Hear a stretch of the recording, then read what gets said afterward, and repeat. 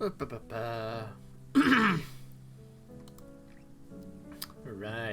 Hello again and welcome back to Amon Plays Necrobarista. I hope you are all having a lovely evening.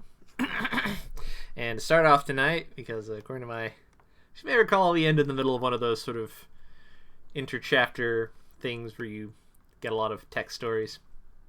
And according to an experiment I did yesterday, because it just kind of stopped working in the middle of one of those, it did not save what I had read, so I'm going to sort of go through a couple of them. I'm not going to reread them.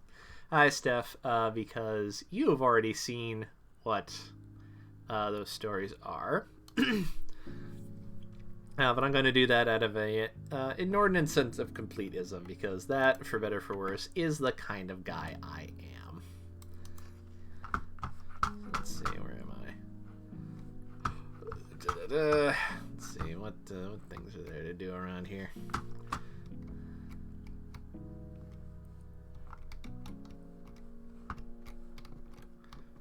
Dartboard.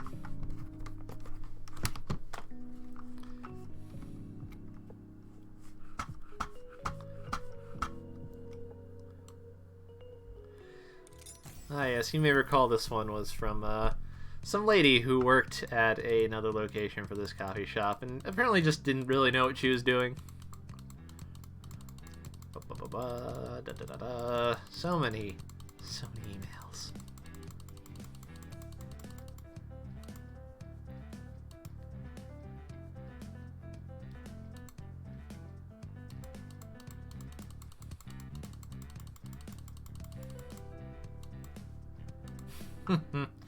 That's funny.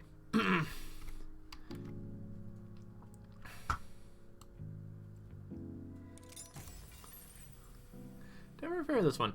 You're overdue this week, said Ned. He tapped a list of rules. Let me see.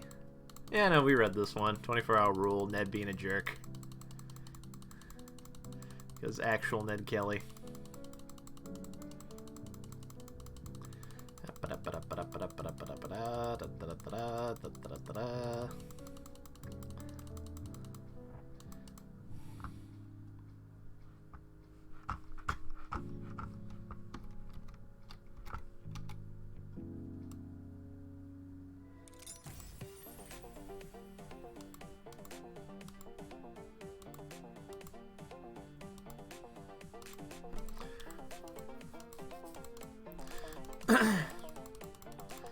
Advisory rolls. So fun. Unless they're not. In which case they aren't. Oh well.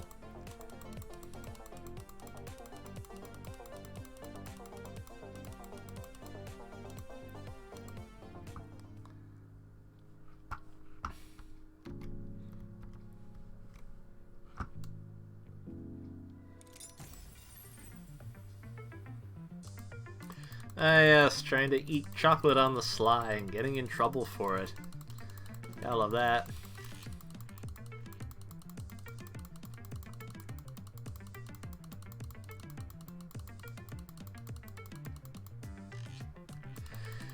Oh, to have some days off? Absolutely.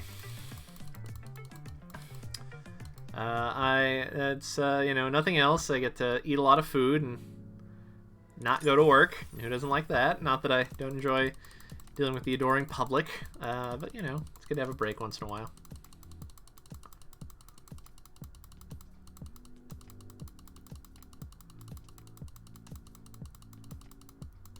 Poor Brad, he tried so hard. How about you, Steph? Are you ready for the holidays?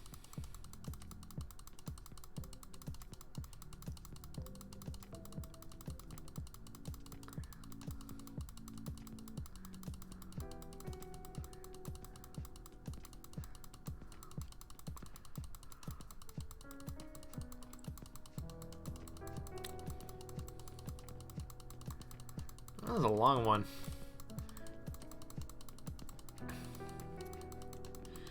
Oh, where are you flying out to?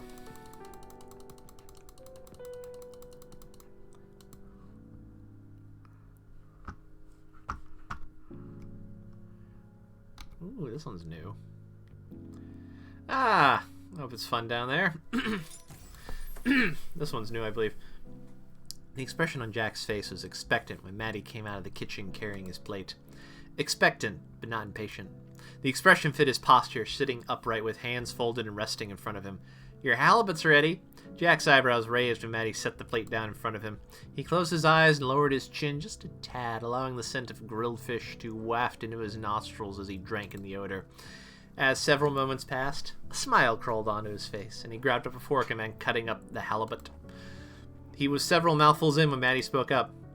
"I thought you said you weren't going to eat it," she said. "Couldn't help myself," said Jack. "Smelled too good not to give it a taste, and tasted too good to stop." "I couldn't help but notice the hesitation," said Maddie. Jack held up the fork, which had a piece of the fish speared on it. "You know, a fish like this, you never know what kind of memories it's going to bring up. Not all memories are good, but this fish, it tastes like adventure.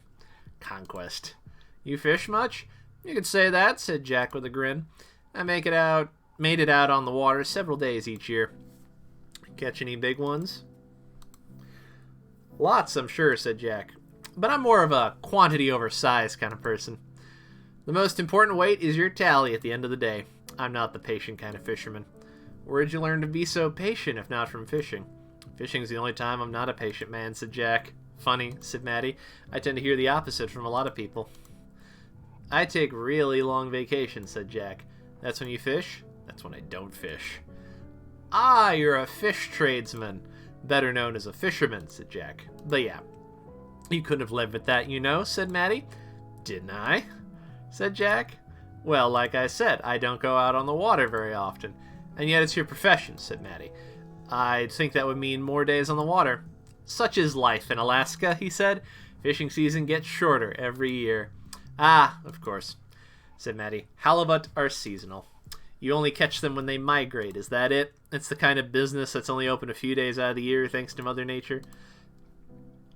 "Thanks to the government," said Jack. "In 1970, halibut season was 150 days long, and it got shortened to 100 days. You only work 100 days out of the year?" "No, ma'am," said Jack. 100-day halibut season was before my time. By the time I found myself on that side of the Pacific, they were down to fishing derbies. Actually, that's what got me out there." "Derbies?" "All the fish you can catch for 24 hours. They're spaced out. Fishing season is just a few days a year now." "Can you make a living doing that?" "You can catch a lot of fish in one day," said Jack. "That's why they had to shorten the season. It doesn't take very many skiffs on the water before you have a problem with overfishing. I was sold on the promise of working for several days out of the year and being able to come back home and live the good life the 360 days out of the year I didn't have to work." He grinned in a way that suggested he wanted Maddie to prompt further. "Did Alaska deliver on that promise?" said Maddie. "Is America truly a land where the streets are paved with gold?" "Ha! The streets aren't paved with gold, even though I'm told there's black gold to be found in Alaska. But yes, Alaska did deliver what was promised. I worked several derbies a year, and I made enough to live pretty well. I just skipped the part where I was supposed to come back home." "What's the matter?" said Maddie. "Didn't you want to sail back to Australia?" "Afraid of getting seasick?" "No, ma'am," said Jack, apparently missing her joke. "You met someone who convinced you to stay?" "A few someone," said Jack. "You spend some time working a skiff with someone, that's the kind of bond you don't find easily, and it's not the kind of thing you give up easily." "That kind of bond, working only a few days out of the year?" said Maddie. "It's intense," said Jack. "It's like being in the line of duty. It's a little like going to war." "War against the fishes?" "War against the sea," said Jack. "When it's all you can fish for 24 hours, you don't have time to be safe. When the day arrives, you're out on the water, no matter the weather.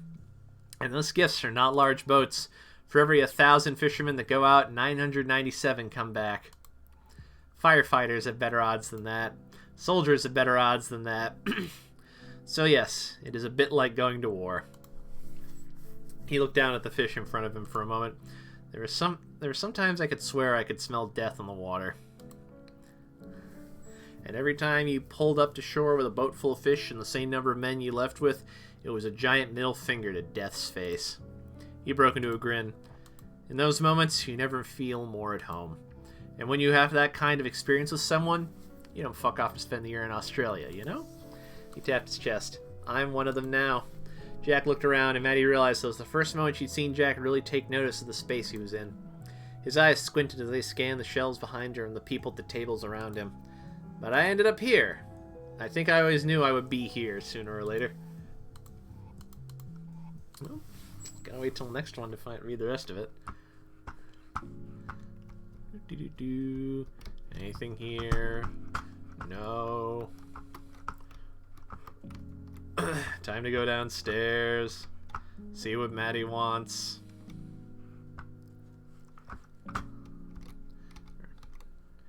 Ashley. What's doodle mode? Let's find out.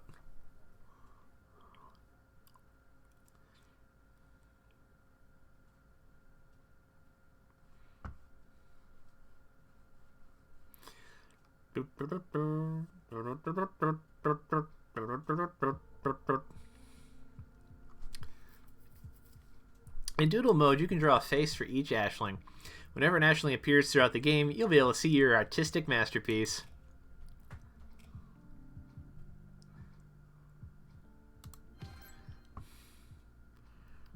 Get to draw a face. These buttons are not for the controller I'm using. Oh well.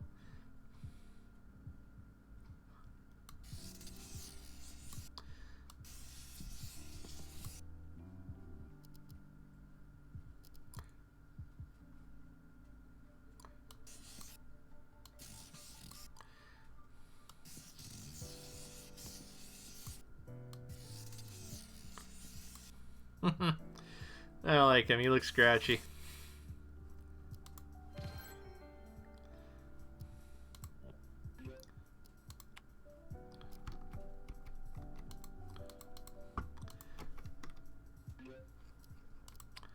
How do I go back?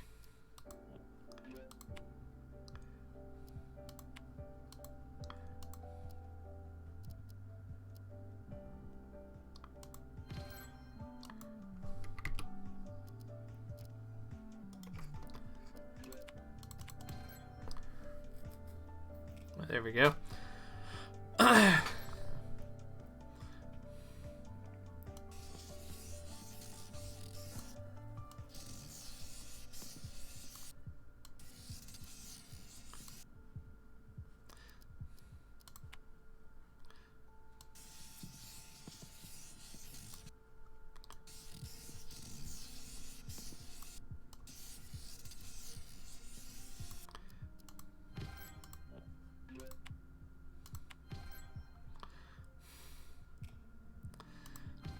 What kind of face should we give Mr. Boxy here?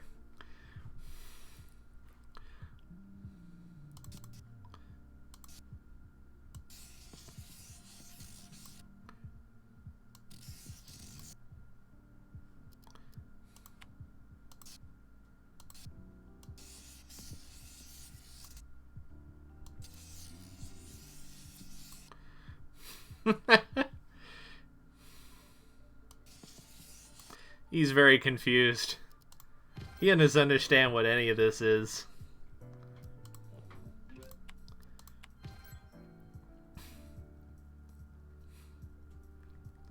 Well, I'm having fun. Alright, let's see if there's any stories. See if there's any more stories to read, shall we? Ooh.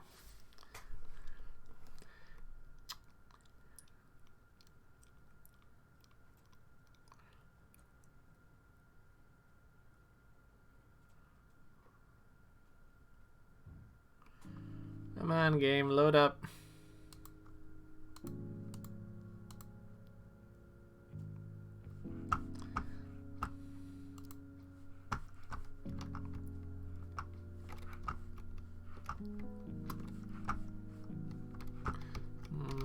Can't climb up the ladders yet. See if there's anything to do downstairs.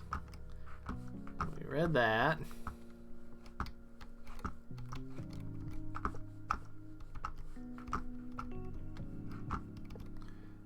Read this. We can continue at some point. Think about alchemy the wrong way. Did that one already. Lamington recipe, we did that.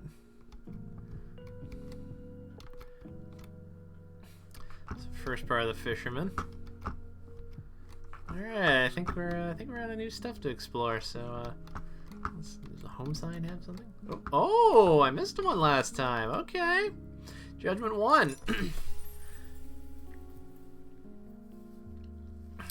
Chase sat in the corner of the cafe with a book in his lap. His eyes danced over the page for several moments, the words on the page illuminated by the candle that sat perched on the armrest of his chair. Then, after several moments passed, he turned the page. He hadn't actually internalized any of the text on the page, nor had he taken in any of the text on the 50 preceding pages. He was vaguely aware of the fact that the book kept on referring to a man named Henry, who Che presumed was the protagonist of the book he held in his lap, but beyond that, knew little to nothing. Che didn't particularly mind that fact. In fact, if he started actually following the story that was told in the page of this book, he would consider it a great failure. Che enjoyed sitting down with a book, and he enjoyed the platonic ideal of reading. But when it came to telling stories, he found books to be a poor substitute for a person sitting next to him. He didn't pick up books when he wanted to be told a story. He picked up books when he wanted to be alone, to situate comfy chair and bask in candlelight and sit silently in a meditative state. He turned another page. "Hey," said a familiar voice, interrupting him. I'm in the middle of a book, Ned," said Che. If you hadn't noticed, that was the book's secondary function. It deterred people who might see a man sitting alone and seize upon the opportunity to start a conversation when he was not in the mood for conversation. "Is it a good book?" said Ned. "I am enjoying being alone with it," said Che. "Yes, you looked really engrossed. I'm sorry to interrupt, but I've got a favor to ask." "Why is it always to ask a favor?" said Che, looking past Ned and speaking to no one in particular, even though there was no one but Ned near enough to hear him speak. "Why is it never, 'Hey, Che, I just wanted to stop by to offer you a favor'?" "I did that one time," said Ned. "You said you were busy, which I figured was your polite way of saying, 'Please don't bother me with this kind of visit,' so I stopped." "Did you? I don't remember it." "I'm sure you do remember it," said Ned. "It was from back when you started forgetting things. Sometime around... When did the war start?" You're going to have to be a lot more specific," said Che. "You know, the war with the soldiers and the guns." "Ah, that war," said Che. "I did narrow it down a bit, didn't I?" "I'm not that old," said Che. "Wars were fought with guns even when I was a young man. Same for you." "Did they?" Well, it was the war with the, Ned trailed off. He raised a hand to his glass and flicked his helmet, mimicking the unmistakable ping of an M1 Garand. "World War II? Which one was that?" "The one with the Nazis," said Che. "That sounds about right," said Ned. "Anyways, I came to ask a favor. I hope that favor was spend a few moments of your time having an inane conversation, but we already did that," said Che. "My, but you're snippy today," said Ned. "What's gotten into you?" Che held up the book. "A good book is what's gotten into me." "Sorry," said Ned. "I wouldn't ask if it wasn't urgent. I'm in need of an interpreter." "You speak Cantonese, right?" "Yes," said Che. "Great," said Ned. "Can I steal you for a few hours?" Not if it's to be an interpreter," said Che. "Why not? You speak Cantonese and you seem fluent enough in English, so why not? Why would you say no specifically to translating?" "Being an interpreter is not as simple as being bilingual, Ned." "Isn't it? I figured you hear things in one language and say them in another. Seems simple to me." "Are you literate?" said Che. "A bit." "Can you write a work of great literature?" said Che. "Nope," said Ned. "Well, there you go," said Che. "There's more to translating than being bilingual." "Oh, come on," said Ned. "I'm in a pinch. I'm not asking you to be a great interpreter. Just an adequate one." There's lots of bilingual people around," said Che. "I'm sure you know other places to ask." "Yeah, but, I know you're not the kind of person to spill secrets," said Ned. "And it's the kind of conversation that I just want to be between me and one other person, you know?" "Great," said Che. "Sounds like you need a professional interpreter. I hear they're great at facilitating those kinds of interactions." "Come on," said Ned. "What can a professional interpreter do that you can't?" "A lot of things," said Che. "But for one, a professional interpreter is someone you can count on to allow you to use their mouth to say incredibly stupid things, letting you or your counterparty know just how stupid they find the interaction." "Funny that," said Ned. "I always figure that's the kind of thing you'd be good at." "Because I'm so good at holding my tongue?" "Yes." "I've tried before," said Che, kicking up his feet. "Being an interpreter pays well if you find yourself working for the right people. And it leaves your hands a lot less callous than some of the work I found myself doing instead. But you notice my hands have calluses. Turns out holding your tongue is oftentimes harder than digging holes. Come on, you know how to be a diplomat, said Ned. Fuck off, said Che. There, that was me being undiplomatic. Now would you kindly find another solution to your problem, one that doesn't involve me performing a task I've told you at least twice now that I'm not going to do. Ned started to say something, but stopped just short of making utterance and backed off. Hey, Maddie, Ned shouted. No, Maddie replied. I haven't even asked you for anything yet, said Ned. I know, I thought I would save you the time, said Maddie. Ned sighed. What is it with you people? Maddie turned towards Ned and glowered at him. You people? Ned raised his hand defensively. I didn't mean... Look, I just mean that you two, you're, birds of a feather in quite a few ways.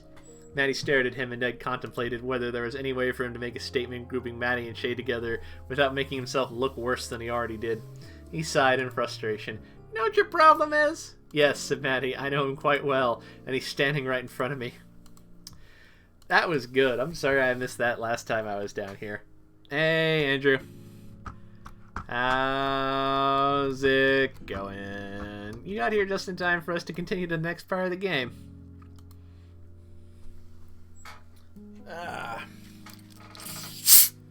Hello.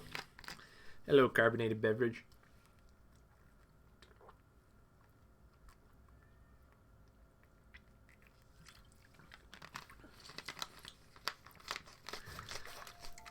I don't think it's loud enough for you on stream to hear, but I just heard the cat I'm fostering meow from upstairs. At least I think I did.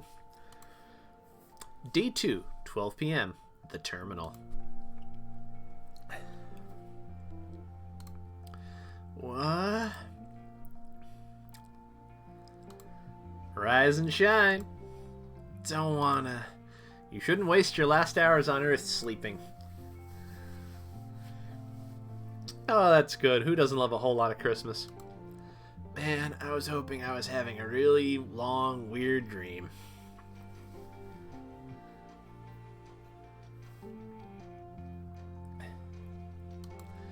Heh, sorry. No such luck. Some more pedantic magical practitioners are quite bothered by flippant and colloquial uses of the word luck. Shay isn't one. Oh no, I didn't check on what the meaning of that last word was. Hold on. I'm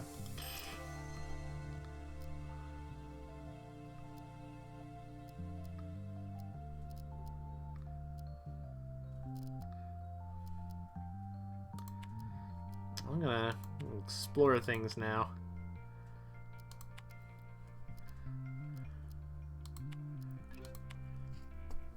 I'm gonna play that over again because I want to know what that word I missed was. I forgot that yellow was things you could click on.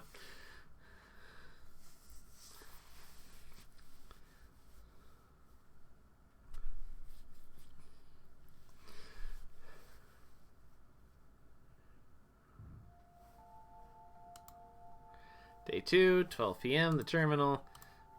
What? Rise and shine. Don't wanna. Shouldn't waste your last hours on Earth sleeping. Whoever said, I'll have plenty of time to sleep when I'm dead, probably had a different idea of how things would play out after death. That's a good one. I'm glad I went back for this. Heh, sorry. No such luck. Some more pedantic magical practitioners are quite bothered by flippant and colloquial use of the word luck. Che isn't one of them. I'm still having trouble getting my head around it. I totally understand. Want a coffee?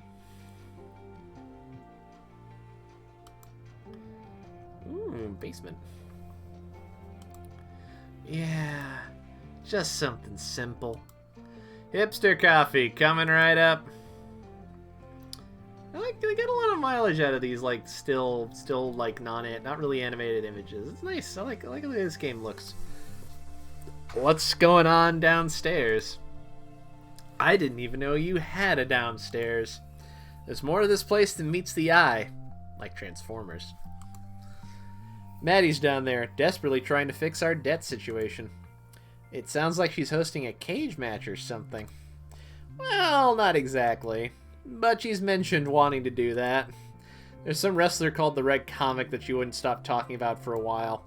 And then because of that, Ashley got obsessed with wrestling for a bit and kept trying to suplex me. Ashley Small, she has to offer wrestling moves that control the opponent's weight instead of trying to lift them. Did she manage to? She's tiny. Ellipses. Couple of times. Ha! It was very humiliating. I can imagine. But to promptly answer your question, Maddie's running a gambling ring. When you find yourself standing on the brink of death, a wager could be a chance at salvation, or the last chance to feel danger. Both of these appeal to different types of patrons. This was very cagey. Downstairs? All by yourself? It's a fairly unconventional one. And by unconventional, you mean... mortals generally aren't involved. The stakes are higher than usual. Oh. Coffee's ready. Come over and get it. If you want it, here it is. Come and get it. Make your mind up fast. They gamble for time, among other things. You don't sound like you're a huge fan of the idea. I'm not. It's it's undignified. I mean, as long as Maddie's not in danger, shouldn't it be fine? The council doesn't like it. They turn a blind eye because we don't cause trouble otherwise. But I'd rather not have to worry about bad things coming our way. Because Maddie refuses to approach the problem from a different angle. By the problem, you mean the debt, yeah? I was pretty drunk, but I think I remember Maddie storming off after Ned turned up. Yes. I'm a bit worried about her. Wish I could help. You all seem pretty nice. The thought's appreciated. Maddie will figure it out eventually, though, I'm sure. She just needs time. Hey, thanks for the coffee, by the way. I just realized you haven't actually made me pay for a bunch of them. Heh, how do you expect to pay for them? Oh, right. Yep, no cash. If I were feeling particularly capricious, I'd ask you to pay in time, but you're a nice kid, and you need every minute you've got. You want to head downstairs? I can see your eyes darting to the stairs. I'm not going down, but I'm also not going to stop you. Yeah, if that's okay. Go on then. We'll stick around up here. Get you in a bit.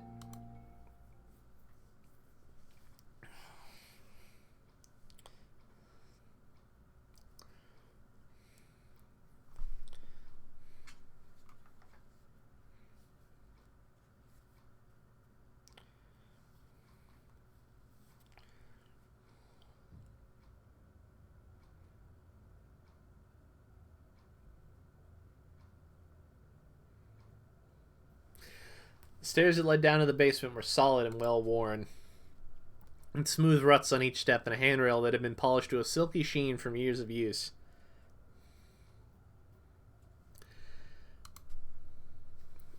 Kishan had always liked stairwells. People never lingered in them for long, and he'd found them to be a good place to catch a breather. He wasn't obsessed with them. That'd be weird. But he definitely appreciated a nice set of stairs. On further reflection, it was probably a little weird. Downstairs, Maddie's audience clamored for blood. Even the dead find blood sports compelling.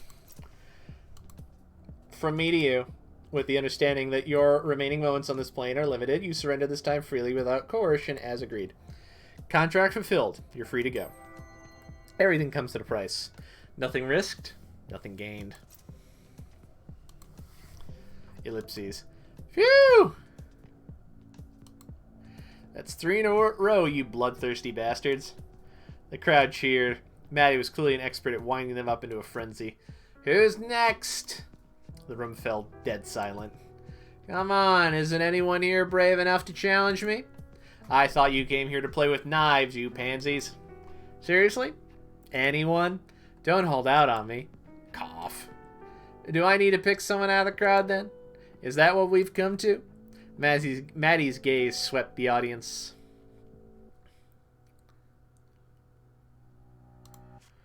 Kishan. Good to see you upright. Interested in a game of skill? Me? Yes, you. Oh, sure? Give me some enthusiasm, my man. Sure. What's the game? 5-finger fillet. Some of the people in here just call it the knife game. You heard of it? This is 2 games we played on this stream that have the 5-finger fillet in them. What are the odds? Oh, finally. Something I'm good at. Episode 3, Rise and Shine.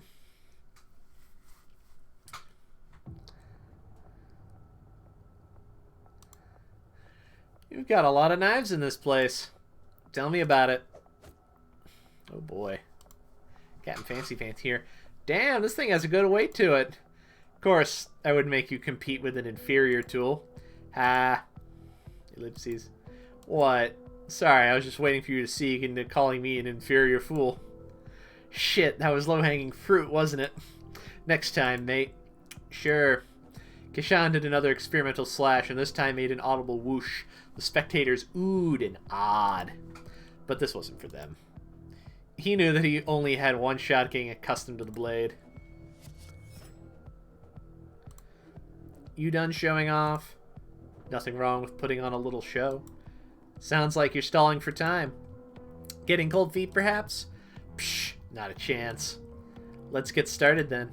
You know what you're wagering? Che mentioned something about you gambling with time. It's not gambling if it's a game of skill. But that's besides the point. We're both wagering 4 hours. If you win, it comes from the cafe's balance. If I win, it comes from yours. You've got around 16 hours left in case you were keeping track. Shit, only that many? Want a little extra time to play with then? Hell yes, let's stop wasting it and get this over with. You sure know what you're getting into? Most people are pretty shy about playing with the time they have left, especially when their tanks are running as empty as yours. Yep, come on. Unless you're getting cold feet. Hardly. You've got 30 seconds. Smack the timer when you're ready.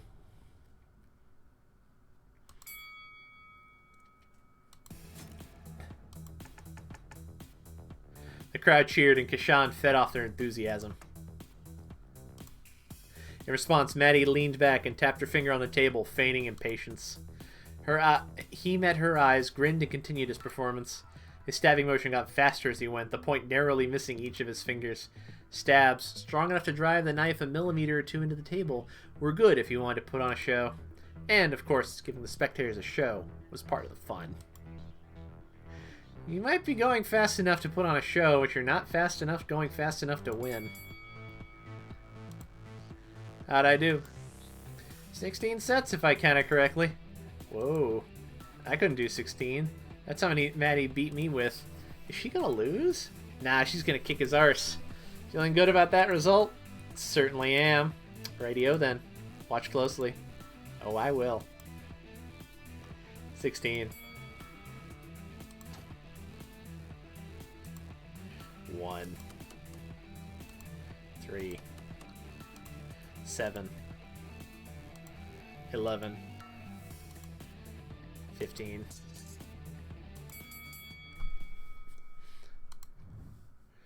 Told ya, she's unbeatable. Is it magic? She would cheat if she wanted to. Definitely not. She's just that good. Poor guy, he didn't know what he was getting into. Sorry, mate. You beat me fair and square. I'm pretty impressed. I am to please. I'll be taking those hours now if you don't mind. Yeah, sure. How does this work? Just like this. You won't feel a thing. Kashan felt a brief tightness in his chest, and just for a moment, the tip of Maddie's finger burned white hot. You can't beat entropy. Anytime you do a heat transfer, there's going to be some amount of energy lost to heat. I like this, like, over the edge of her river glasses. This is a good shot. Ow! Shit! Sorry, I lied. It's done now, though. Alright, does anyone else dare to compete with me? Come on, looking for some actual decent opposition here. I'll take any challenge, even if it's chess or something. Any challenge? I challenge you to get everyone a drink. Rounds on me. I didn't realize you were watching. There wasn't anything happening upstairs, and I got bored. Right. So, you took some hours from Kashan, huh? Yes, I did. Do you feel good about that? Jay, do you? I won them fair and square. He didn't know what he was getting into. There's an obvious power imbalance here that you're exploiting. Jay isn't one to let you forget about the responsibilities that come with power. He knew the rules. That doesn't change anything. You led him to believe that he gets some extra time. Maddie knows firsthand how seductive the promise of extra time can be. And, barring a miracle on his part, that obviously wasn't going to happen. It doesn't matter. He's just passing through. A couple hours won't make any difference. Maddie, I'm disappointed in you. Our patrons respect us. We need to earn that respect by treating them with respect ourselves. This is not respectful or dignified. Cheating vulnerable passers throughout their time, we're above that. We're better than that. I don't care whether you think it's dishonest or not. I want you to give that poor man his time back. Don't pout. This is serious. I feel like a broken record saying this, but while I understand your intentions are good, you can't keep doing these things. Ellipses. It's all for you. If you really want to do this for me, find another way. This isn't worth it, Maddie. It breaks my heart to see you like this, and I know that you're trying your hardest. But this really truly is not worth sacrificing your self-respect over. Everyone here respects you, but your gambling with hours just cheapens that. Sigh. I'll give the hours back. Shame. I was pretty great with the knife. Still not as good as me. I was pretty close.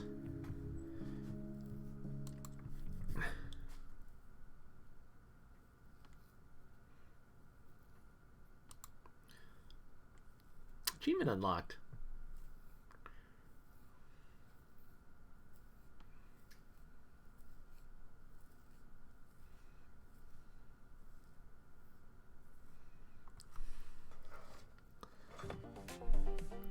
Oh, look, now they have the faces I made for them.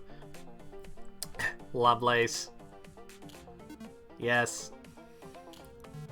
What form did you have before being reborn?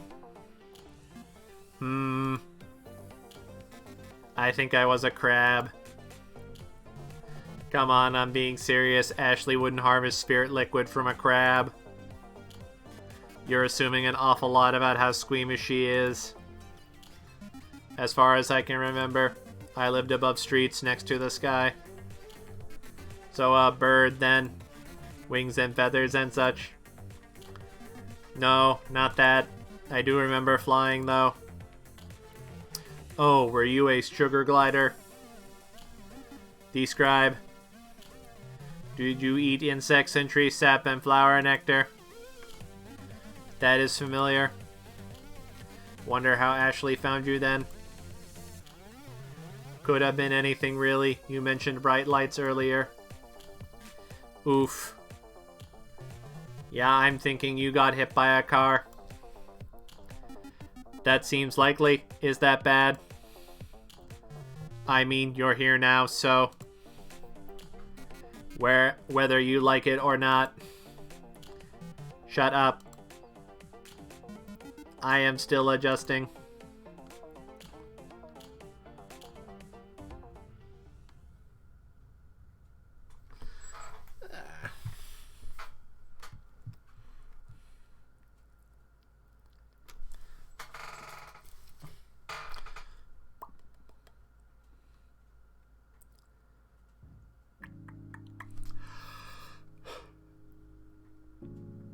Excuse me. Look at you being a responsible human being. Oh, studio mode is now available. You can now speak to Kashan to access studio mode. Beth 1. Let's go, little girl. The man standing in front of Beth smirked. The knife he held seemed almost slight compared to his massive hands. But that didn't make it any less intimidating. Finish this one quick, came a call from behind the knife holder. 3 men stood behind him, wearing expressions which ranged from amused to bored. Beth felt her palms go sweaty and loosened her grip on the knife in her right hand, sliding her thumb along the guard to reassure herself that its shape hadn't changed since the moment she picked it up. Take your friend's advice, Beth said to the man who was menacing her. Finish this quick. After all, I am just a little girl. Well, as little as any 15-year-old girl could be. Can do, said the man, and drew his knife up for an overhead swing. The man's movement suggested that he didn't know how to use a knife. Not really. He was swinging the knife like he'd swing a fist. He was trying to bludgeon her with it, like he'd never really used a knife before. He was stupid. Mercifully stupid. She tried to reassure herself of that fact, trying not to lose her resolve. He lunged towards her as he brought the knife down, and Beth raised her left arm. She felt the edge of the knife hit her skin, but the impact of the blow caused the man to loosen his grip on the knife. An opening. Beth pulled the attacker's knife arm and pulled him towards her while thrusting her own knife towards him at chest level. She drove the knife into the man's chest with all the force she could muster, and he fell to the ground and gasped as Beth released her grip on him. The man lay on the ground and put a hand to his chest, moaning. "Son of a bitch. You okay down there?" said Beth. The man sat up and patted his chest. "I didn't expect to lose to a girl." "No," said the man. "Well, that too, but I didn't expect this to hurt this much." "These rubber practice knives are no joke," said Beth. "If I'd stabbed any harder, I might have broken a rib." The man stood up. "You got a name, girl?" "You can call me Beth," she said, extending a hand. He shook it with a look of hesitation. "I'm Kyle." "I got to say, Beth, that was kind of a cheap trick." "How do you mean?" said Beth. "I mean the way you blocked my knife with your arm. It just bounced right off." "You couldn't do that if we were using real knives." "He's right," said one of the spectators. "Not really a fair fight with rubber knives." "I'd like a rematch," said Kyle. "Yeah," said one of the spectators. "Rematch." "Hello." "My girlfriend has arrived with bubble tea, or so I hear." "Hello." I'll say hello to the people on the internet. Hello. Sorry for the annoying. No, you're fine. Thank you. Thank you. You're a peach. My girlfriend's fantastic, by the way. Alright. See you later. Go warm up and relax. Excuse me a minute. Ah, there we go. Nice. Delicious beverage to help with all the talking in this game. Where was I? The others began chanting along with him. "Rematch! Rematch! Rematch!" A voice thundered from above. "I thought I told you guys to keep it down." Everyone spun around to face the stairs leading up to the ground floor. Maddie was leaning over the railings of the staircase with a stern look on her face. She tapped a poster on the wall. Beth took a moment to glance at the sign. "Fight Club rules. 1. Don't quote Tyler Durden." Good rule. 2. Seriously, no Tyler Durden quotes. 3. Always assume your opponent is mortal. Practice weapons only. 4. Be considerate to other guests. Keep noise to a reasonable level. "We don't have many rules here," said Maddie. "Please don't make me kick you out of the basement." Everyone else in the room cast their gaze downward, looking ashamed with several mumbled apologies. Maddie nodded and climbed back up the stairs, content she had made her point. "Seriously, though," said Kyle. "Not really a fair fight without real knives." Beth walked over to the edge of the room and lifted a rug, revealing 2 steak knives. Several whispers erupted from the small crowd. "Where'd you get these?" asked Kyle. "I swiped them from upstairs," said Beth. "They're not exactly combat gear, but these blades are fit to cut through flesh, whether it's a cooked steak or a human arm." Beth held one of the steak knives by the blade, presenting its handle to Kyle. "We've already broken one rule tonight. How about breaking another one?" "I won't get hurt," said Kyle. "I mean, I can still feel the pain, but, you know, I'm not afraid of getting stabbed." "Neither am I," said Beth. "But don't say you're ready for this if you're not ready to bleed." She turned the knife over in her hands, pressing her thumb against the tip just enough to draw a single drop of blood. Kyle grinned. "Do I look like I would be here if I was afraid to die?" Oh boy. Kyle kind of sounds like trouble, I'm going to be honest with you. Alright, let's see. I can get all the way down here. I wasn't expecting that. This is Ashley's journal too? Oh, he fell over. Battle Royale Robots Power Rankings. Alpha Charlie Echo. All the commentators call this robot Ace, probably because it's so good. It's also because Alpha Charlie Echo is, of course, ACE in like military little talk sign. It seems biased for them to call one particular robot Ace, but it's obvious how it got this name when it wins all the time. At first, it looks like this bot doesn't have a weapon, and it's really just designed to be really fast and agile. Then you realize that its entire body is a weapon for ramming into unsuspecting people. This would be a great tactic if you got into a fight when you didn't have a weapon. You don't need a flamethrower or a buzzsaw if you just have a 150 kilogram body and can ram into people really, really fast. This probably wouldn't work very well for me because I don't weigh 150 kilograms and I'm pretty small. But that isn't a problem since I usually carry things that can be used as weapons. I could carry a crowbar, and then if someone tried to attack me, I could take the L in and jam the crowbar into their feet and then pull it up and use it to knock them off balance, even though I am probably smaller than most people. I'm not sure why it's named Alpha Charlie Echo. I assume it was a remake or made in the style of a bot called Alpha Charlie. There aren't any other bots by that name, and the team has made it are all rookies. Also, none of them are named Charlie. Maybe it's named after someone's dad or brother. Their next robot should probably be called Beta Charlie Echo, or maybe Alpha V2 Charlie Echo, or Final 2 Charlie Echo. I like this game.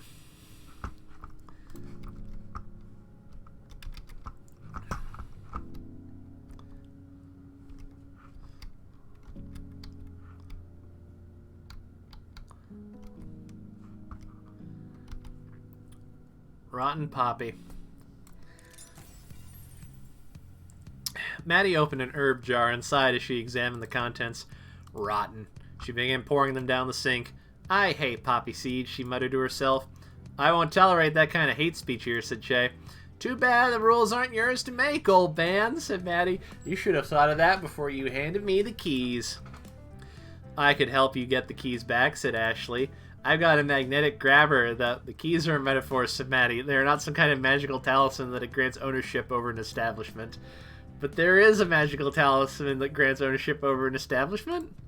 Asked Ashley. Yeah, said Maddie. It's called a deed. And this deed entitles me to certain privileges, such as expressing my hatred for poppy seeds. Hate is not good for the soul, said Shay. Hatred corrupts the soul. Hey, I'm new here, said Kashan, but, are you talking literally? Does hatred actually corrupt the soul? No, hatred does not corrupt the soul, said Maddie, nor will poppy seeds, despite being a distant cousin of the bay leaf. It's a good thing, said Shay, because Maddie's soul is full of hate. Trust me, I've seen the ultrasound. Once again, as the new guy, I gotta ask, are you talking literally? No, hatred does not show up on an ultrasound, said Maddie. And I assume that thing about bay leaves corrupting the soul is also a metaphor? Oh no, said Maddie. That part was entirely literal. Bay leaves absorb bitterness. You always remove the bay leaves from something before eating it. Bitterness as in figurative bitterness? I was talking literally in the sense that bay leaves absorb figurative bitterness. But yes, they also absorb literal bitterness. I am so confused right now, said Shay. Just don't absorb a bay leaf into your soul and you'll be fine, said Maddie. It's not the kind of thing that happens accidentally. Are you sure? Said Kashan. Because I think I may have accidentally ingested a bay leaf one time. My friend's grandma made this big pot of chili. The soul is not connected to your digestive tract, said Maddie. It's not your gut, so unless you're inhaling your food, it's not going to be a problem. Again, said Kashan. New guy here. Soul. Respiratory system. That's a thing? Oh yeah, said Maddie. Why do you think people are so into burning herbs and inhaling them? I assume that was just, I don't know exactly how cannabis works, but it's like psychoactive. What? Said Maddie. No, not that herb. Like people who burn incense. Huh, said Kashan. That's something new. That's why you always have to watch out for herbs that go bad, said Maddie. Some might accidentally inhale some of them. Yet another reason to hate poppy seeds and their short shelf life. Kashan's eyes narrowed. How long does it take for poppy seeds to go bad? They went bad in a matter of months, said Maddie. A matter of months, said Kashan. How many months are we talking here?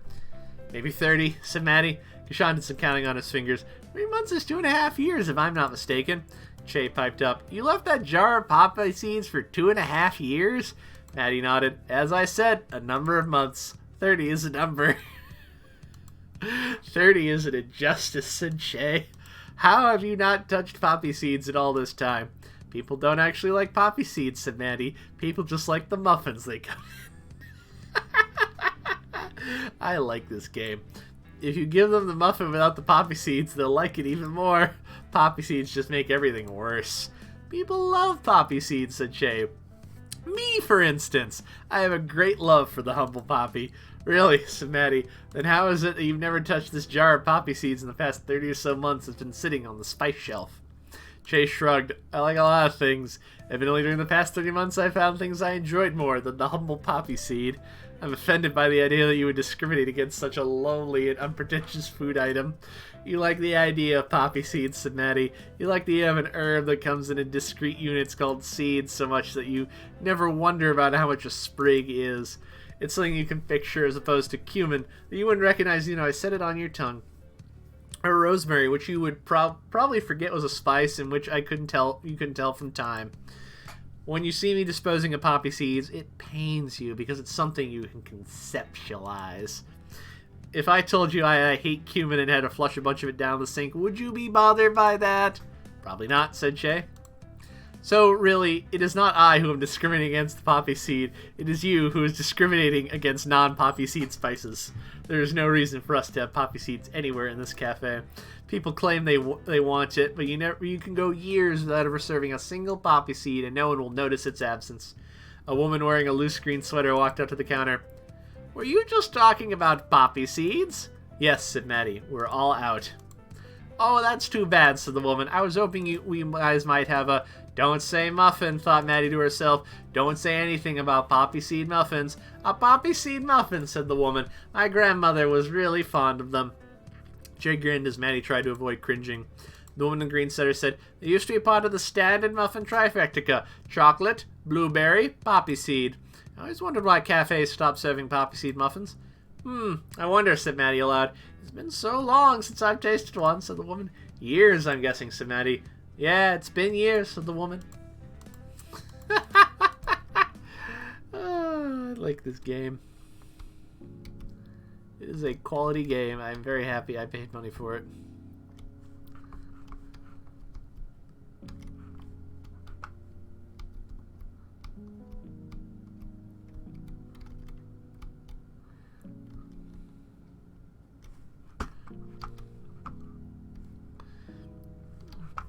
Billiards 2, back to poor Brad. Kid, you got style. Brad perked up.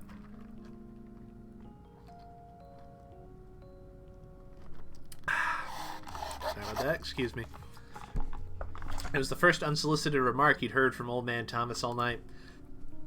He'd been expecting a compliment after beating Thomas, but to hear that kind of comment after a loss made him perk right up. Thanks, said Brad. It wasn't a compliment, said Thomas. And just like that, Brad's mood came crashing down. Thomas continued, All the best players back in the day, none of them had style. Style doesn't win tournaments. Sure, said Brad. Consistency is what wins tournaments. Consistency doesn't mean anything, said Thomas. That's a symptom of skill play. It's not a thing you can just decide on. No one sits down at the table thinking, gee, I better be consistent today. Nobody. So if you're not thinking about consistency, what are you thinking about? Fundamentals. Thomas chalked the end of his cue. Fundamentals are what matter most, because if you don't get the fundamentals right, all the fancy shit isn't going to matter. Thomas leaned down to line up his cue. The straight-in shot is your specialty. Several opponents told me that exactly that, tongue-in-cheek, thinking that they're insulting me, but I take it as a compliment.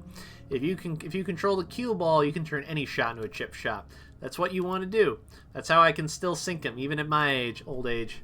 I know. I've been watching you, said Brad. Your cue ball control is incredible. You're a very talented player. Not talented, said Thomas. You can do it too. The question is whether you've got the discipline and the patience. Thomas followed through with his stroke and hit the apex of the triangle head on. He sank 2 balls, one stripe and one solid. He pointed to the striped one, signifying his choice. I'm plenty disciplined, said Brad. When I was in high school, I'd come out every day after school and put in at least 4 hours of practice. Sometimes I'd come home after dinner to squeeze in a few more. And on weekends, I'd come in and spend all day up here. Of course you did, said Thomas. All the pros have. Anyone can put in time. At a certain point, what matters can't be the number of hours you put in, because everyone puts in the time. What matters is how you use that time. It seems like you spent a lot of time practicing trick shots. Thomas lined up and made several practice strokes.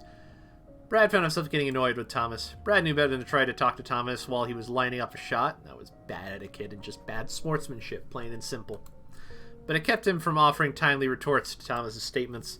It was bad sportsmanship, Brad decided, to talk at an opponent in a situation where etiquette forbade him from responding. Thomas finally took the shot and sunk a solid-colored ball, but a bad bounce put the cue in the pocket with it. Brad sighed with relief as he took control of the ball, and with it, control of the conversation. You're right. It takes a lot of practice. Brad lined up the shot, aiming at one of the balls in the opposite corner. If he could just get the angle right, he took the shot and the cue ball knocked off one of the straight balls in the back left pocket before ricocheting and hitting another ball into the back right pocket. A clean double. Brad tapped the table with his cue as if to emphasize the shot he just made. You don't learn how to do shit like this overnight. It's a nice trick, said Thomas. Now can you do the same thing 10 times in a row without messing it up? No, said Brad. It's a hard shot. About a 10%er for most people. But I'm good. I can get it 30, 40%. A 30% shot isn't worth taking, said Thomas. If I offered you a coin flip bet with a weighted coin, would you take it? No, of course not, said Brad. And yet you take the low percentage shot. I make it a higher percentage shot, though. Yeah, and I'm sure you look like a big hero by doing it, and when you miss, no one calls you on it because defensive shots are boring, said Thomas. I can play defensively, said Brad, but you don't win games by playing defensively. Of course not, said Thomas. There's nothing on the scoreboard that lets you tabulate the place where you denied your opponent a point. Brad was angry now, and he began lining up his next shot just so he wouldn't have to hear the old man talk. Some players might get tilted in a situation like this, but Brad played better when he was emotional. Whatever it was that made him play better under pressure also made him play better while angry. He couldn't even think about the shots he was making. He was operating on pure instinct and conscious thought. The thought that was chased away by anger was only a distraction. Brad tried for another double. He missed the second ball, but one was enough to set him up for a triple bank shot, which he followed with another shot he put a spin on. He didn't even need to curve the ball around anything. He just wanted to show Thomas he could do it reliably. Fortunately, he didn't get punished for it. His last shot placed one of Thomas's balls between the black 8 ball and the white cue ball. Brad knew he could sink the shot easily by hitting Thomas's solid into his stripe, but he was on fire and he wanted something flashy. He struck the cue ball's base, driving the leather tip of his stick into the table, and it bounced the ball up and over Thomas's ball, hitting his own and sending it into the pocket. Brad turned to Thomas with a look of defiance. Looks like this game is mine, old man. Yep, said Thomas. He took another sip of his beer. Is that all you have to say? Yep, said Thomas. How about, oh, you outplayed me? Do you need me to tell you that? Said Thomas. A little acknowledgement would be nice. A moment after he finished himself, Brad found himself cringing. He sounded like a petulant child. He was frustrated, angry, and disappointed. But knowing all that about himself didn't make it any less true. Thomas shrugged. I thought you played to win the game, not for validation. Oh, give me a break, said Brad. That line coming from a pro. When you compete, play to win, sure, but there's money on the line.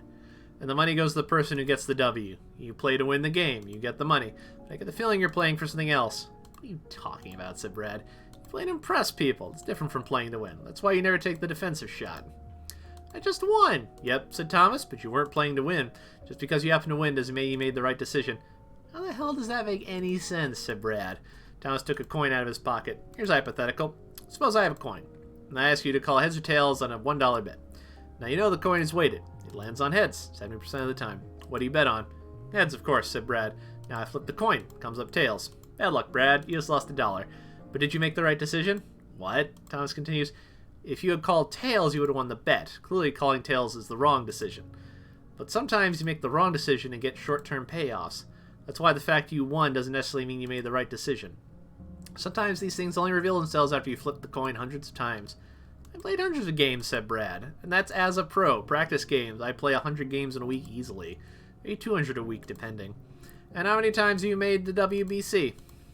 I won the WBC, said Brad. Right, said Thomas. That's the thing about calling tails. Sometimes, even if you make the wrong choice, randomness comes up in your favor and you happen to run hot. In the long run, things don't quite pan out. Brad threw his coon down. So now you're saying that all my wins are all due to luck? Not all luck, said Thomas. Like you said, it takes some skill to take a 10% shot into a 30% shot. A lot of skill, in fact. If you got good hands and good eye for the ball, that lust for a cool shot supersedes that. You'd rather fail spectacularly than win through boring play. Fuck you, said Brad. You know what? I actually won the WC. Maybe I did run hot for just 1 year, but at least I have a championship to my name. You made it to the final 6 times and lost every time. And now your career is done. You're over with. You'll never be a WC champion, a title which I hold, by the way. You're right, said Thomas. I don't mean to knock the high variance approach. Maybe that's what you want, to win once and then burn out. Yeah, that is what I want, said Brad, annoyed to find himself agreeing with Thomas. What have you done with your life since retirement, old man? Ever done anything wild? I bet I've lived more in one night than you have in your entire life. I'm happy with the way I spent my life, said Thomas. No regrets. His eye softened. Can you say the same? The question should have come as a challenge, but there was something in Brad's eyes as he looked at Brad that made it feel even worse. Thomas's expression was one of antagonism. It was one of pity. Brad knew deep in the pit of his heart that Thomas wasn't doing it to attack him, and that made it sting even worse. Brad started to say something, but found himself choking on a lump in his throat, and as he reached up and felt wetness on his cheeks, he realized he'd been crying. Oh boy.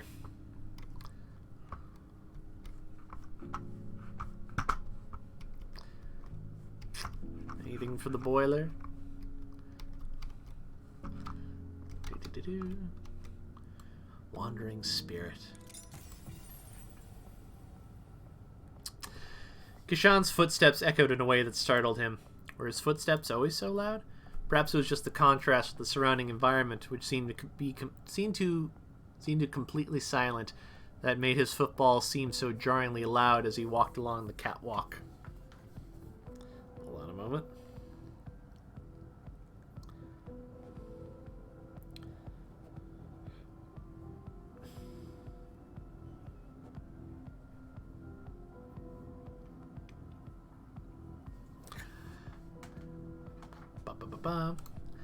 He was on a catwalk. Why was he on a catwalk?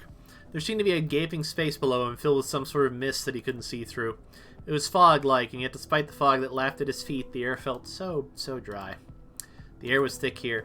As he breathed heavily, Kishan felt an overwhelming, sweet, sickly odor, like the smell of wet or rotting wood.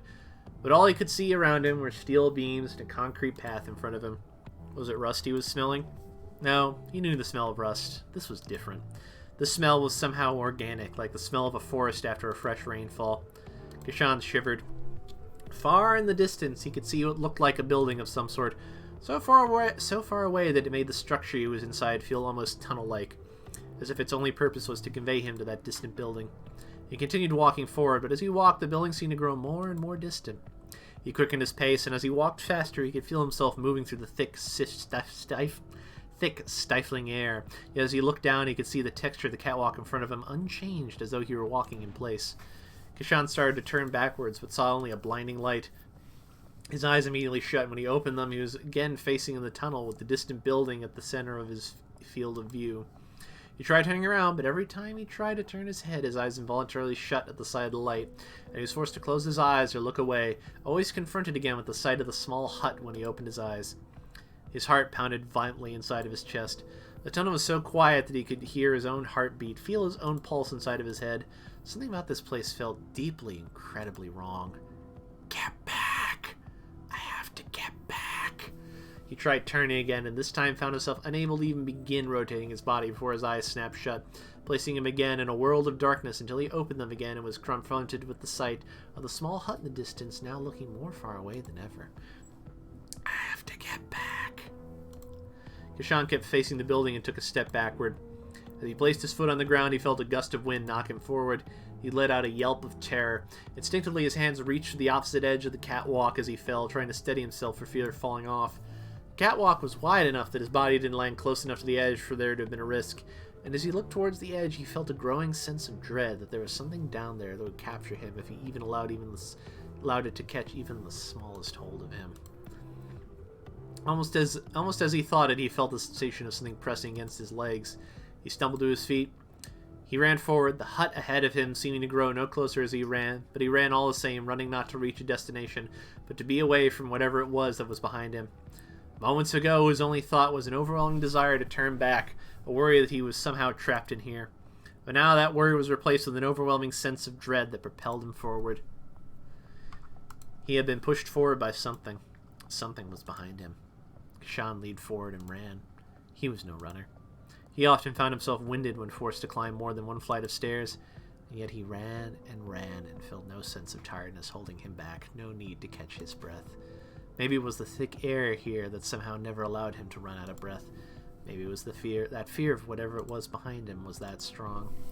Kishan felt the air stinging at his eyes as he ran, but now he was running so fast the thick air felt like a hot wind on his face. Tears began running down his face. But he couldn't find it in him to raise a hand to wipe at his eyes. That would mean slowing his sprint.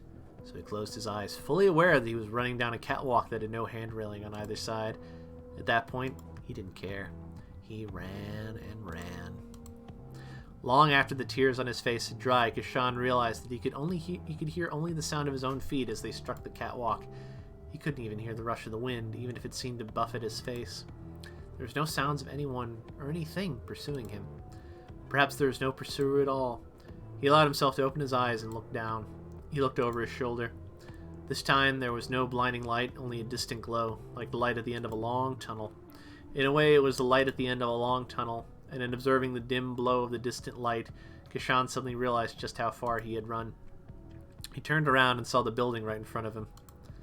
It had windows that were covered with the same fog that covered the ground around him. Kishan reached for the door handle. He half expected it to be locked and felt a moment of panic as the handle bowed under the pressure of his hand. Was he ready to face whatever was on the other side of that door? Did he even want to enter? Did he have a choice? What was it that awaited him inside of this building? Answers? Or more baffling questions? Kishan looked down the tunnel and suddenly felt cold. Whatever this place was, he needed to escape it, and the only form of egress that seemed to be available was the door of this building. He leaned on the handle and felt the door swing open. Ooh, spooky! Alright.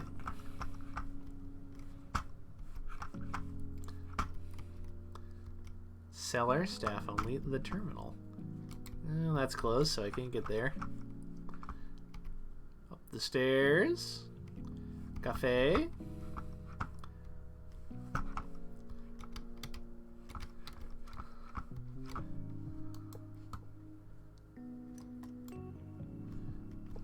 Going into the cafe. Basement.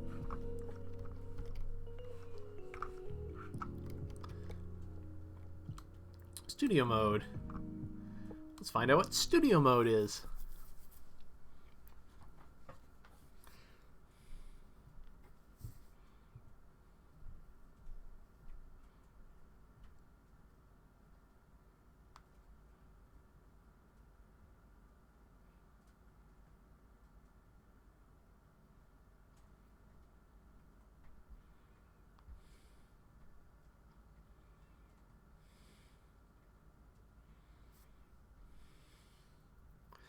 Ah, come on, game. Don't freeze up on me. There we go.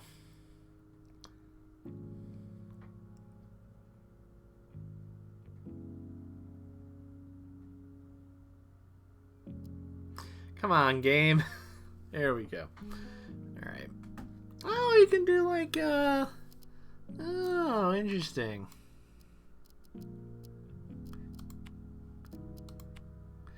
Well, this is fun.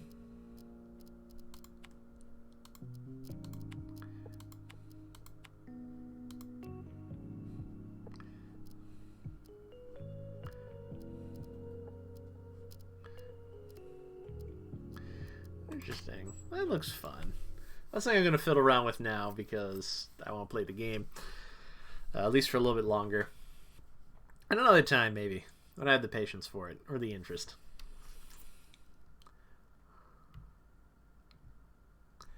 I will probably play one more story segment after I finish kicking around here.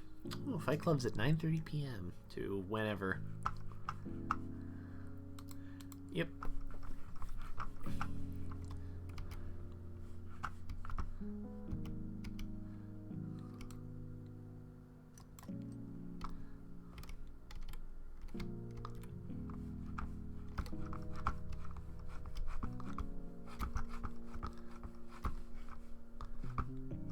Hello, Mr. Tree.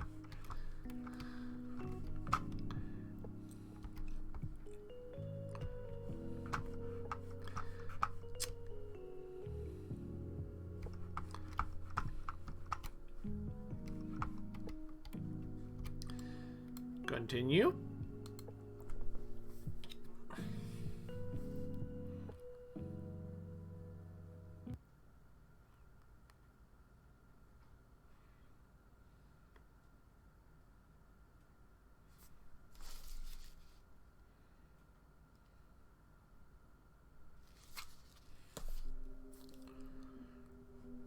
Pretty.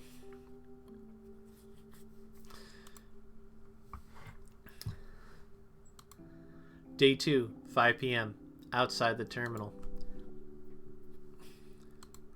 You right? Ellipses. Yeah, I guess. Cool. Mind if I join you? Go for it. Dury? Hmm? You want a durry? I'm sorry, durry. Coffin nail. Cigarette. Do you want to smoke or nah? Oh, right, of course. Yeah, sure. Sorry, it's been a weird day. Light him up. Thanks. No worries. Where are you from, then? Heh. You're the first to ask. I live in Collingwood. Where else can you find an active nightlife scene amidst active factories, shots, and apartments built during the 1800s? Oh yeah? Whereabouts? Smith Street. Bit pricey up there these days, isn't it? Bet you like your avo toast. Ha. Piss off. I got housemates. Well, nah, I know what you mean. Bit odd. Being dead and all that. Takes some getting used to. Ned certainly knows what it's like to get used to being dead. People keep saying that, but it doesn't make me feel any better. I understand. Do you? I reckon as much as anyone can, yeah. Right. Hey, what's Avotest actually taste like? Huh? I've never had it. Can't you go out and just eat some? I'm sure Maddie could whip it up if you asked. Avocados are a highly malevolent fruit. Don't trust them one bit. Plus, I got this whole situation. Oh, so that's what the straw was for. You got it. So what does it taste like? I don't know, like avocado and toasted bread. Avocado is kind of cold and mushy, but it's got a good taste. Like peas? Definitely better than mushy peas. Love me a bowl of peas, mate. One famous Australian outlaw requested peas with a bottle of wine for his last meal before he was hanged. What, because they're the only thing you can eat through a straw? Watch yourself. Ellipses. Gonna zap me with your death council powers? First of all, it's the Council of Death, not a death council. They're totally different things. Secondly, you really think that's what we do? Walk around shooting lightning out of our fingers? Well, when you put it like that, it sounds a bit silly, yeah. We don't do anything like that. We just keep things running smoothly is all. Harassing cafe owners to settle their time debt isn't something we like to do often. So you just keep the peace? As fucking ironic as that sounds, yeah, Ned keeps the peace. Dude, I know. Want another? Sure. I like how even their in-game model has a smoking kills sticker.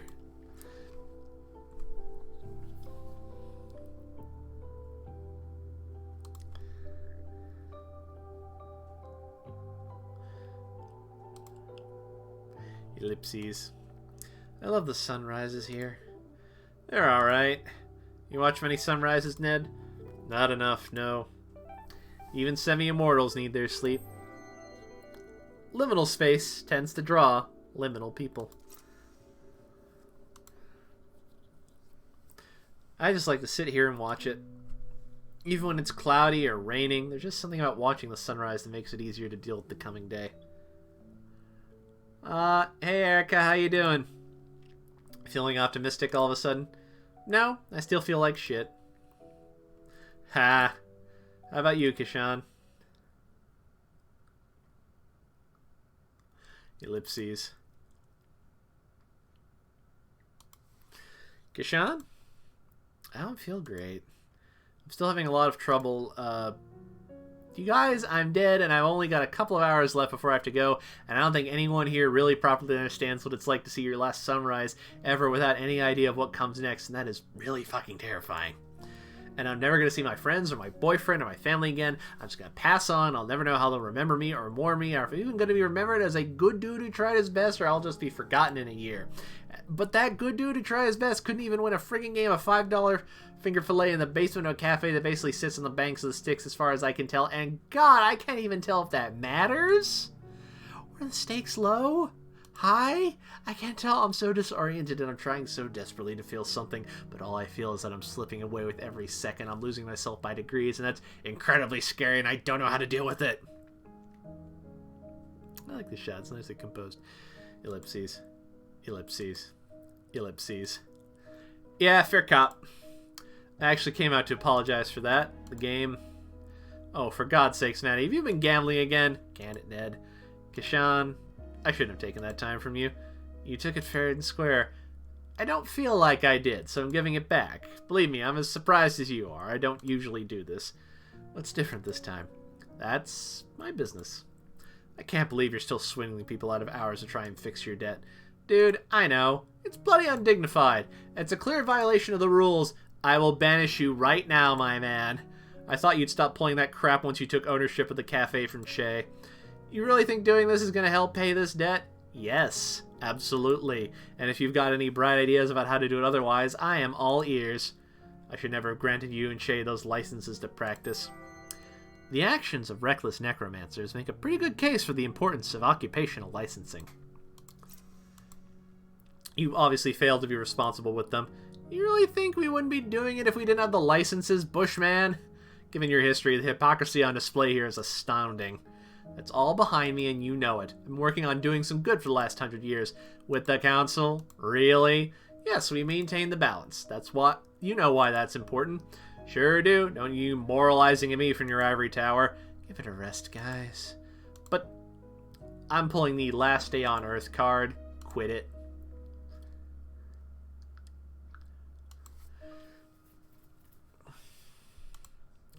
I'll be inside. Come find me when you want those hours back, Kashan. For what it's worth, I'm sorry about all of this. I've never been to the other side. I was too afraid to leave. Walked the land for decades, evading the council. That's a crime they call revenancy. Staying too long, upsetting the balance. But in lieu of booting me straight to the next place, or some sort of eternal punishment, the council offered me a job. Ned may have forgotten some of the sins of his past, but he's pretty sure he wouldn't be going to heaven. Sorry, that's all stuff you don't care about, I suppose. It's interesting enough. Nah, I'm just filling up empty air. You should head inside and grab those hours back. Truth be told, I'm not feeling especially fond of Maddie right now. She might have been dishonest with you, but even I can tell she's at the end of her rope. And you might not be able to see it yet, but I think the people in there are fond of you. You think so? Maddie wouldn't have offered the hours back if there wasn't something different about you. Plus, that kid Ashley seems to like you, yeah? I guess. She's kind of dragged me off and got me to hold her screwdrivers for her. Trust me, she thinks you're great. Go on, go inside and say hi. I've got some business to go stick my nose into anyways. Alright, catch you in a bit. I've got some questions about the council.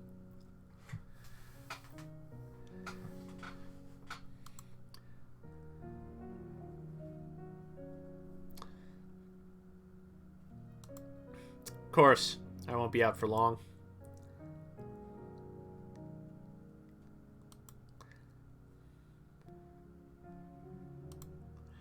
Later, mate.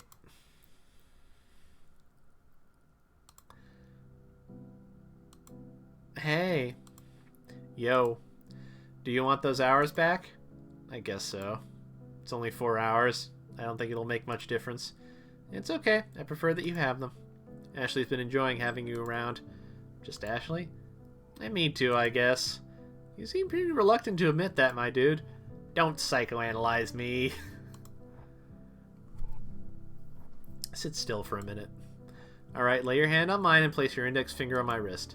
This is part of your ritual, or it's just an excuse to hold hands? Shut up. Thanks. Watch carefully, and no matter what you do, don't move your hand. There's usually a binding spell I use to make sure that doesn't happen, but I've run out of the resonance required, and you probably don't care about that. True. Alright, yep. I give this time freely and without coercion. As above, so below. I maintain the balance. Ow. I maintain the balance.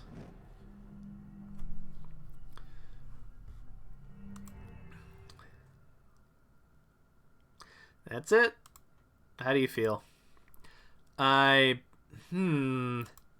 actually feel better. I feel less itchy? Yeah, you weren't kidding about that yesterday.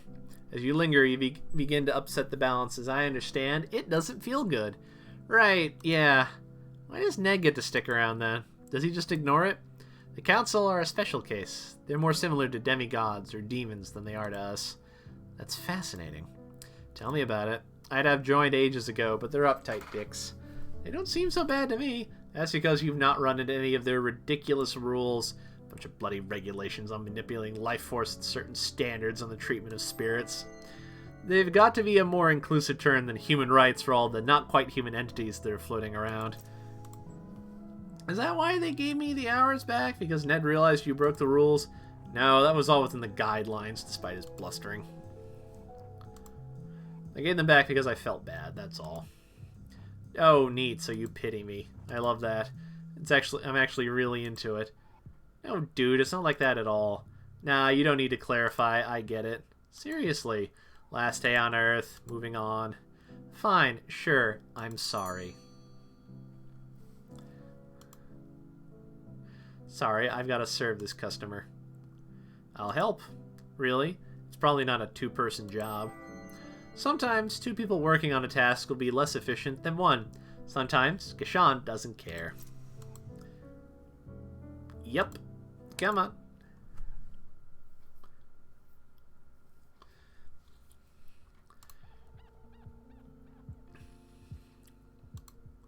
Day 2, 6 p.m.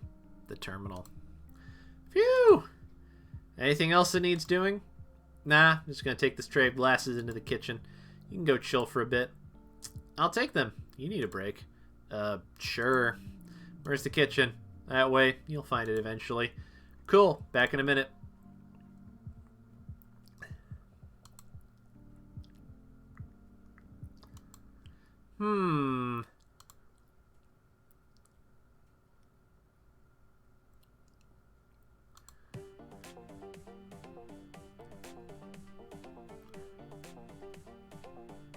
Sorry, I'm enjoying the music.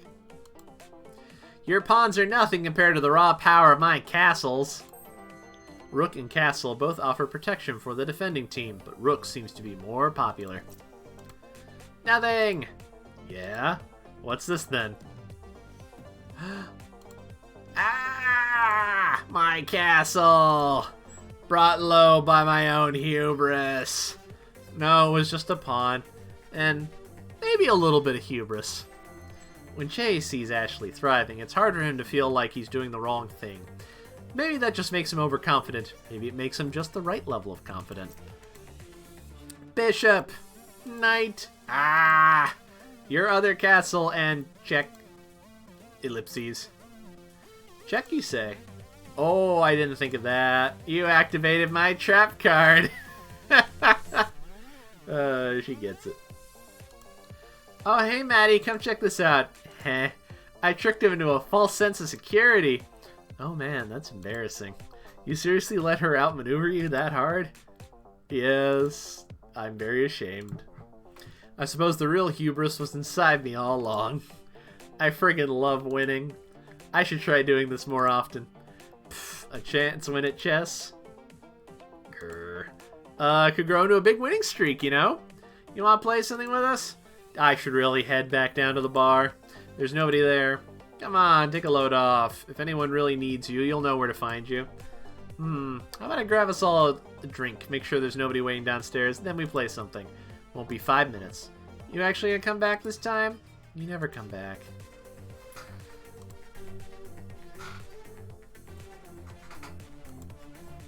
I'll come back. Promise. Why don't you pick out a game while I'm gone? Let's find something, Ashley. What do you feel like playing today? Something with lots of dice. The past tense of die is died. The plural of die is dice. Dice it is! We'll see you in a minute, Maddie. Day 2, 6:15 p.m. Ashley's workshop. Her little aquarium doodad, whatever that is. Oh, she came back. That's good. Oh, it's her little robot. And that's why the 4th season of Row Battle Royale was an absolute betrayal. Will you still want to be on it one day? Well, yeah. Unless an indie circuit opens up. Like in wrestling? Exactly like in wrestling. Melbourne's got a local show. I want something like that. You could probably put your own local league together if you worked really hard. Perhaps you could build the robots and get people to battle them. Human-controlled robots are boring, though. I want to get more of that spirit juice and put together a bigger ashling. Veteran necromancers will advise that spirit juice is not something to play around with. Masters know that playing around is the best way to learn. How big? I think I'll start at car size, then move on to more of a bus-adjacent form factor. I'm not sure we have enough to power one of those. You'll have to get Maddie to source you a large amount of it. We need liters of it at least. Oh, she looks so hopeful. That'd be super cool. Didn't you say it was illegal, though? Well, technically. But what Ned doesn't know won't hurt him. He'd lose his head if he knew half the things we were doing around here. I don't know. He seems fairly lenient with you, right? He wasn't always like that. A long time before you turned up, he only shut me down because I... Would you believe it's because I sheltered a criminal? Ned nearly shut you down because of that? Am I thinking of the same criminal you are? Trust me, the irony was apparent. I found it very, very funny. What sort of criminal were they? Just a minor demon on the run. Most demons aren't lucky enough to find someone as welcoming as Che, especially the ones that haven't had a chance to make a name for themselves. I don't know what she did to get a price on her head. I just took her in when she stumbled through the door, dripping blood everywhere. Heh, that's metal. It was extremely metal. How long did you manage to hide her for? Oh, not too long. Maybe 6 weeks. The time flew by, if I'm being honest. Why is that? Was she from the clock realm? Gonna throw a clock party. No, no. Nothing like that. We, bonded. Magically? How'd you do that? I thought I heard you telling Maddie that sort of thing was impossible between beings on this plane. Dictionary. No, not magically. We were... lovers. Ew. Yuck. Ew. Happier days. I love hearing about when you were young and reckless. Gosh, what do you think I am now, huh? Old and boring? Definitely old. Despite myself, I must say you're definitely not boring. That's the patented Maddie charm. Well, you know me. I'm full of them. Oh yeah. Charms. Hexes. Curses. That's all on your account, old man. Ha! I won't deny it. Hey, Maddie. Hey, dude. Having trouble finding the kitchen? Yeah, I couldn't. I checked everywhere. It's just behind the bar, man. You can't miss it. I told you, I checked everywhere. Nah, you're not catching my drift. It's just behind the bar. You can't miss it. Have another look. It'll be there this time. Sometimes you gotta remember the quantum hallways that they exist. Sometimes you gotta remind the quantum hallways that they exist. Fine. How long are we gonna keep him here, Maddie? Ooh, we're keeping him? No, we're not keeping him. I'm going to let him stay as long as he wants. He'll leave on his own accord at some point. You feel sorry for him? Weirdly, yes. I don't usually get attached to customers, but he's a good dude. I like him. Heh, do you like him because he's nice? Or because he was good at passing your tools over? Yes. Don't get too attached. He's not going to be here forever. Well, duh. I know how it works.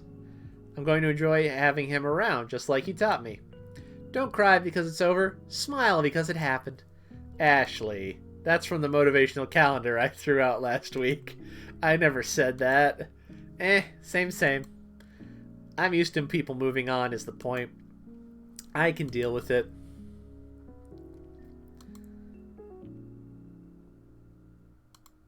Good. Day 2, 6:30 p.m. The terminal.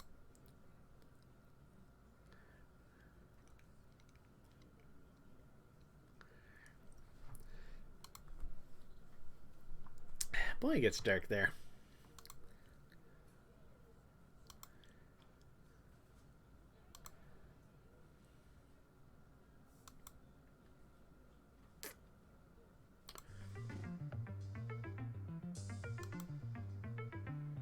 Oh no, coffee cup.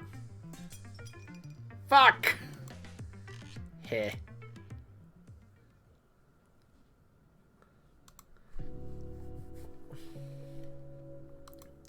You gonna keep staring at the coffee stain or not? Yes. Okay, whatever. What do you want from this conversation? I'm an open book as far as matters of life and death are concerned. Well, yeah, I don't want to go. I know you've probably heard this from, I don't know, 1,000 people or whatever. Given the amount of traffic the terminal gets and how long it's been open, 1,000 people is a pretty low estimate. It's not about staying around for people who are wanting to go back to my old life. As wonderful and not stressful as that sounds, like, I'm not afraid of what lies on the other side. I don't think there's any point to worrying about it until I'm there. I just don't think I've spent enough time here. The cafe? No. All this? I guess you call it this place? Roughly speaking, I suppose so. I want to know what you did to be able to stay. Sure, but did Maddie give you those hours back? Yeah, why? Well, that's a way. You can just find enough hours to stay as a spirit. Half here, half gone. But it's a wretched existence. I wouldn't want to live like that. How do you find the hours, though? There's only so many you can get from consenting beings, right? The crappy psychology of gambling aside, you're right, yes. So the question is, how do you do that? How do you create life from nothing? The answer is that you can't, Kishan.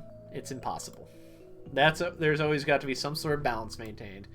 Everyone who learns to manipulate the fundamental life forces understands that, no matter whether they're doing good or bad things with their skills. Here's the thing, though.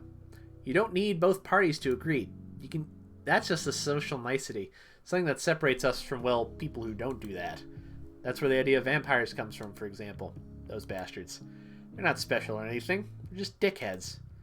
Anyway, if you can take life force from people, you can also drain it from animals or plants. But in this business, there's a lot we don't or can't understand. One of the things we can't understand is why life force from animals or plants is tainted. It feels gross. If it didn't, everyone would take it. Consequences be damned. How you were feeling today before Mandy took the hours back? I felt like I was slipping away. Like my mind was really foggy. It's scary to run when it's foggy. You don't know what you might be running towards. It was really hard to think or put sentences together. Nobody really noticed, though. Typical. Imagine that, but 10 times worse. You're foggy, but there's also something fundamentally wrong. Like your collection of puzzle pieces that don't quite fit together. Like an engine that's running out of oil. That sounds horrifying, right? So, should I do it? Probably not. How do I stay otherwise? Well, you could always just go on the lam. Just run for it. But you catch me. Not me personally, but yes, the council would eventually. And that's it? That's my only option? Perhaps. Depends on how you feel about bonding your soul for eternity to a fundamentally neutral arbiter of justice. The downside of neutral arbiters is that they're never on your side. I have no strong feelings about it one way or another. Futurama gag. Smart ass. Would you regret it if you stayed here forever instead of moving on? I don't know. I guess that'd be up to me, right? How do you mean? Well, in the end, how I feel about taking a big branch in my life is just a matter of how I frame it. I can focus on what I'll regret, sure, but it's not a useful way to spend my time. If I focus on the future, on everything that's in the possibility space instead of outside of it, it's probably better for me, yeah? Sure. You don't sound convinced. I'm just ambivalent on it. I try not to think about things too hard these days. But if you're willing to accept eternal bondage with the council, I can keep you here. It's not easy work, though. You have to act in the best interest of the system, not its individual parts. Bureaucracy at its finest. How did you learn to deal with it? It just took some time. When you're used to it, you learn not to think too hard about what you're doing. As long as you take a holistic view of everything, things generally shake out alright. We tend to only bother the biggest rule breakers anyways. Maddie being one of them? Ugh, habitually. She wouldn't be getting so much leeway if it weren't for Che. I don't understand that guy. He's nice. We chatted a bit, but what makes him so special? He's provided services in the past. I can count on one hand the number of people who know as much about the manipulation of life force as he does. He's been researching it for over 100 years. A lot has changed since the days when Shay was a young man. No way, he's that old? He looks like 60 max. Yep, much older than that. Wild. We're pretty sidetracked. We're getting sidetracked, though. How do you feel about joining the council? I don't hand out offers willy-nilly, you know. I'm interested, but can I have some time to think about it? How much time do you have? You've been out for nearly 25 hours. You're overdue. I put it on Maddie's tab. Ha. Okay. I assume you're not going to stick around forever. Unlikely if the next few hours are anything like how I felt this morning. I'll stick around until you have a solid answer, then. Cool. Want to get drunk? We're already drinking, mate.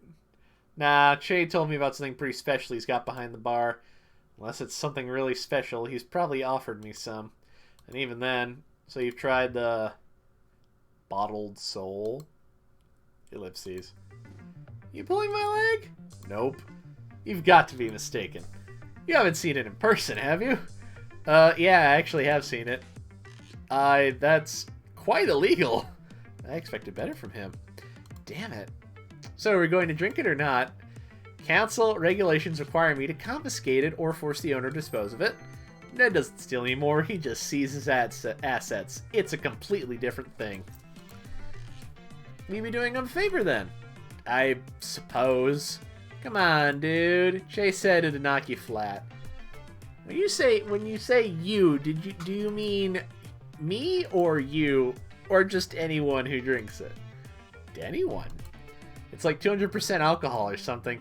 That's not technically possible, but I'll admit my interest is piqued. Well, let's not waste any time. Damn it.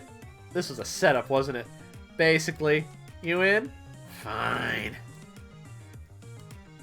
Oh, this looks deadly. Good thing dead people can't get alcohol poisoning. Hey. To bureaucracy. Ha. To bureaucracy.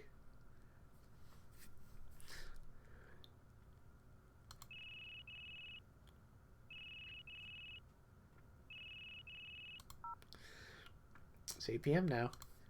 Yo, your order's arrived. 3 days late, mate. I got held up by a mutual acquaintance of ours. Ah, shit, that explains why he's in my hair. I'll be there in half an hour.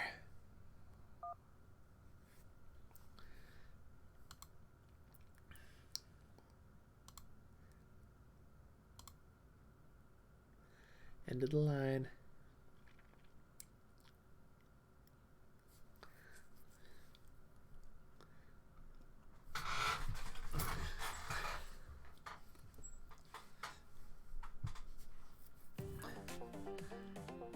Hey, it's our favorites.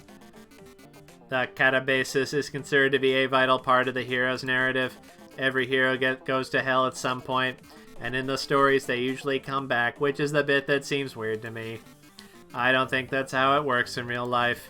The cafe has had a bunch of heroes come through, claiming that they were going to conquer hell and come back. They never returned, as far as I saw. The idea of a catabasis is that in the grand scheme of things, hell, or the underworld, or Hades, or whatever you call it, anyway, it's on the outside of wherever we are, like we're trapped inside the sphere and we leave it to go to hell. Did the ancient Greeks ever consider that maybe we've been on the outside the whole time just waiting to get in? Maybe they did. Matter of perspective, I guess. I'll ask one sometime if I ever meet one. But perhaps we're just waiting our entire lives for this, to pass through the firmament to the next place, to be driftwood that washes up on the shore of whatever the next place actually is. Seems weird, but maybe that's what we're naturally meant to be. I'm thinking it's possible that if this world isn't some sort of proving ground or anything, maybe it's just a waiting room. A beautiful, flawed, complex waiting room. Personally, I don't think there's anything like heaven or hell waiting for us. No judgment either. The world doesn't even operate in binaries or doesn't ever operate in binaries or absolutes. That's just flawed human thinking projected onto things that are much, much more complex than they can perceive. But I don't think what's waiting on the other side is even something we can conceptualize. I bet it's cool. It's a shame that it's a one-way trip, though.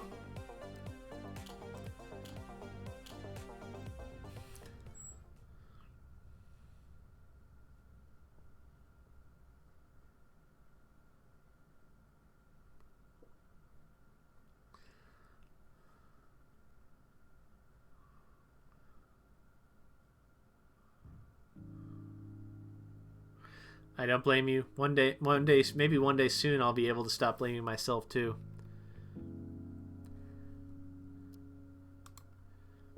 Are we outside? Can't go any farther than this, though. All right, I am gonna stop for the evening. Because it is almost 10 o'clock, and I'm a little tired. So, thank you all for joining me. I will see you all next week, where we will play this side quest and then get on to the second half of the game.